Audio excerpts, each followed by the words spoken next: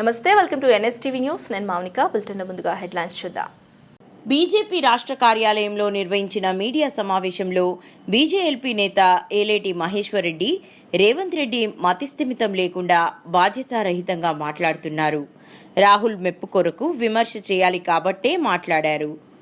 రేవంత్ బుడ్డార్ ఖాన్లా మాట్లాడుతున్నారు. తెలంగాణను రేవంత్ రాహుల్ గాంధీ పాదాల వద్ద తాకట్టు పెట్టారు. రాజ్యాంగేతర శక్తుల మీనాక్షి నటరాజన్ సెక్రటేరియట్లో అడుగుపెట్టారు. సీఎం లేనప్పుడు అజ్ఞాత వ్యక్తి సెక్రటేరియట్లో రివ్యూ చరిత్రలో లేదు. రేవంత్, నీ స్థాయిని మించి మోదీపై మాట్లాడడం మానుకో.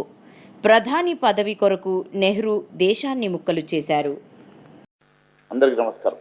నిన్న జరిగినటువంటి ప్లీనరీ సమావేశాల్లో తెలంగాణ ముఖ్యమంత్రి రేవంత్ రెడ్డి గారు మాట్లాడినటువంటి తీరు యావత్ భారతదేశంలో ఒక మధ్యస్థిమితం లేనటువంటి వ్యక్తి మాట్లాడినట్టుగా, బాధ్యత రహితంగా మాట్లాడినట్టుగా కనబడుతుంది.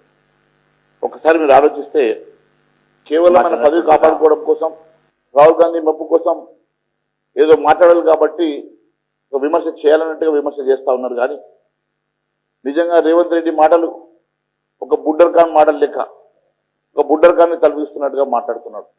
తెలంగాణలో ఆయన పదవి కాపాడుకోవడానికి ఈరోజు ఉన్నటువంటి పరిస్థితిని గమనించి ఏదో ఒక రకంగా తన పదవికి ఉన్నటువంటి గండాన్ని తప్పించుకోవడానికి రాహుల్ గాంధీ పాదాల దగ్గర తెలంగాణ ఆత్మగౌరవాన్ని తాకట్టు పెట్టినటువంటి రేవంత్ రెడ్డి ఈరోజు ఏ మొక్క పెట్టుకొని మాట్లాడుతున్నాడో అడుగుతున్నాం. ఈరోజు ముఖ్యమంత్రి లేకుండా సెక్రటేరియట్లో మంత్రులను, అధికారులను సమీక్ష చేసినటువంటి రాహుల్ గాంధీ దూతన, ఒక రాజ్యాంగేతర శక్తిగానా ఈరోజు మీనాక్షి నటరాజన్ ఎప్పుడైతే సెక్రటేరియట్లోకి ఎంటర్ అయిందో ఆ రోజే రేవంత్ రెడ్డి ఒక అసమర్థుడిగా, రేవంత్ రెడ్డి ఒక డమ్మీ ముఖ్యమంత్రిగా మిగిలిపోయినట్టుగా స్పష్టమవుతున్నది. ఎప్పుడైతే ముఖ్యమంత్రి లేకుండా ఒక అజాత వ్యక్తి సెక్రటేరియట్ సాక్షిగా రివ్యూ చేయడం అంటే గతంలో ఏనాడు చూడలేదు. ఇలాంటి సందర్భాలు ఏ రోజు కానరాలేదు. ఇది ప్రజాస్వామ్యంలో ఒకవైపు వారే చెప్తా ఉన్నారు, జై బాబు, జై భీమ్, జై సంవిధాన్ అని. అంటే సంవిధానం పరిరక్షించుకోవాలని, రాజ్యాంగ పుస్తకాన్ని చేతిలో పట్టుకుని తిరగడం కాదు. రాజ్యాంగాన్ని పరిరక్షించాలంటే మీరు రాజ్యాంగాన్ని గౌరవించాలి. అలాంటి రాజ్యాంగేతర శక్తిని తీసుకొచ్చి సెక్రటేరియట్లో కూర్చోబెట్టి మంత్రులను, అధికారులను మీరు సమీక్ష చేసి ఆదేశాలు ఇవ్వడం ఇదేనా ప్రజాస్వామ్యం? ఇదేనా మీ రాజ్యాంగానికి ఇచ్చే గౌరవం అని చెప్పి అడుగుతున్నాం. పూర్తిగా ఒక ముఖ్యమంత్రి అసమర్థుడైనా కూడా ఏ రోజు కూడా గతంలో జరిగినటువంటి ఒక సంఘటన ఒక రాజ్యాంగేతర శక్తితో చేసి సెక్రటేరియట్లో రివ్యూ చేయడం అనేది గతంలో ఏ రోజు చూడలేదు. కేవలం ఇవన్నీ కప్పిపుచ్చుకోవడానికి, తన పదవిని కాపాడుకోవడానికి నరేంద్ర మోడీ గారి మీద విమర్శ చేస్తున్నటువంటి రేవంత్ రెడ్డి గారు మీ స్థాయిని మించి మీరు మాట్లాడుతూ ఉన్నారు. నరేంద్ర మోడీ గారు మీరు ఏ గడ్డ మీద మీరు మాట్లాడారు, ఆ గడ్డను 3 సార్లు ముఖ్యమంత్రిగా, ఈ దేశానికి 3 సార్లు ప్రధానమంత్రిగా ప్రజలు వారిని ఎన్నుకొని వారిని గౌరవించినటువంటి మహానాయకుడు గురించి మీరు మాట్లాడే అర్హత మీకు ఉన్నదా, నైతిక అర్హత మీకు ఉన్నదా అని చెప్పి అడుగుతున్నారు. ఈరోజు విభజన చేస్తున్నది ఎవరు? ఈ రాష్ట్రాన్ని, దేశాన్ని అతలాకుతలం చేసింది కాంగ్రెస్ పార్టీ కాదని అడుగుతున్నా. మతాల పేరిట విభజన చేసింది కాంగ్రెస్ పార్టీ కాదని అడుగుతున్నా. ఈ దేశాన్ని ముక్కలు చేసింది కాంగ్రెస్ పార్టీ కాదని అడుగుతున్నా. ఆ రోజు హిందూ వ్యతిరేకిగా హిందువులను ఊచకోత కోసి దేశాన్ని విభజన చేసి మీ స్వార్థం కోసం, నెహ్రూ స్వార్థం కోసం, నెహ్రూ ప్రధానమంత్రి కావాలని ఆ రోజు బ్రిటిషర్ తోటి మీరు చేతులు కలుపుకొని దేశాన్ని విభజన చేసి ప్రధానమంత్రి అయినటువంటి మీ వంశం కాదని అడుగుతున్నా. మరి నిజమైనటువంటి దోషి ఎవరన్నా ఉంటే అది కాంగ్రెస్ పార్టీ, మీ జవహర్లాల్ నెహ్రూ అని చెప్పి తెలియజేస్తా ఉన్నాను. అసలు అన్నిటికన్నా ముఖ్యం నేను ఒకటే అడుగుతా ఉన్నాను, రాహుల్ గాంధీకి భారతదేశం మీద ఏం ప్రేమ ఉన్నదని.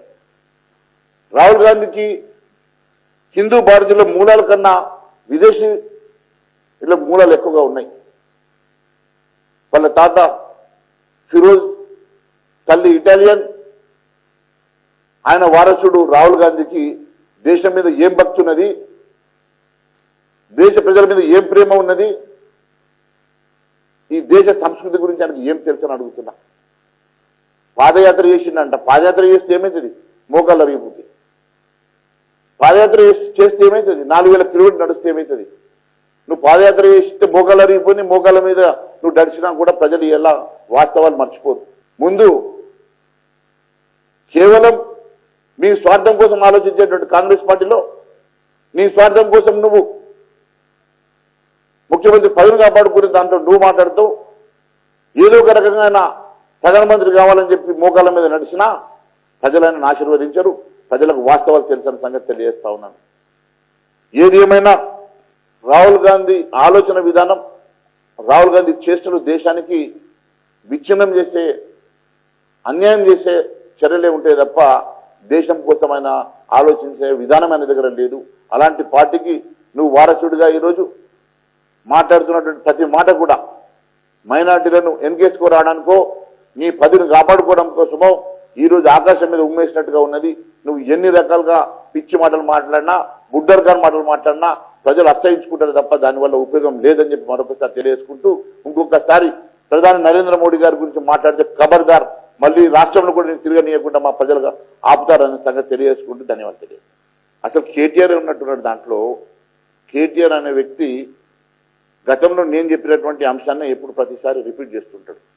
నేను మొన్ననే చెప్పినాను, 10,000 కోట్లకైనా ఈ ప్రభుత్వం తాకట్టు పెడితే దాని 20,000 కోట్లకు రాబర్ట్ వధేరా బినామీ కంపెనీకి అమ్మడానికి ప్రయత్నం చేస్తుండని, ఎట్టి పరిస్థితుల్లో అమ్మనీయమని మేము చెప్పినాం. దానికోసం భారతీయ జనతా పార్టీ మేము ఉద్యమం చేసినాం. భారతీయ జనతా పార్టీ అడ్డుకున్నది కాబట్టి ఆ క్రెడిట్ మాకు వస్తే ఈరోజు భారతీయ జనతా పార్టీ